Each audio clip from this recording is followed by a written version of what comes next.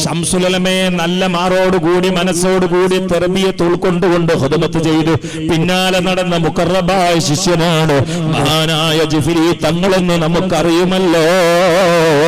അവരുടെ മുഖം കണ്ടാൽ ശംസുലമയെ ഓർക്കാത്തവരുണ്ടോ? അവരുടെ നാട് കണ്ടാൽ ശംസുലമയെ ഓർക്കാത്തവരുണ്ടോ? അവരുടെ തലപ്പാവ് കണ്ടാൽ ശംസുലമയെ ഓർക്കാത്തവരുണ്ടോ? അവർ കയ്യിൽ പിടിച്ച തസ്ബീഹിന്റെ മാല കണ്ടാൽ ശംസുലമയെ ഓർക്കാത്തവരുണ്ടോ? അവരുടെ കയ്യിന്റെ ആക്ഷൻ കണ്ടാൽ ശംസുലമയെ ഓർക്കാത്തവരുണ്ടോ?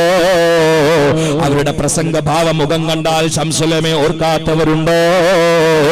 അവരുടെ ആയത്തിന്റെ ആഴിയിലേക്ക് ഊളിയിട്ടുകൊണ്ട് മുത്തും പഴവും പെറുക്കിയിട്ട് പ്രസംഗിക്കുന്ന ആഴമേറിയ ആശയങ്ങൾ കേട്ടാൽ ശംസുലമയെ ഓർക്കാത്തവരുണ്ടോ?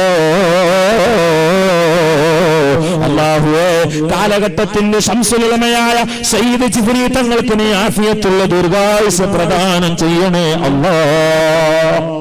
ബാക്കിൽ നിന്നോളി, ആർജവത്തോടെ നിന്നോളി. അതൊരു മുത്താണ്, അതൊരു മുതലാണ്.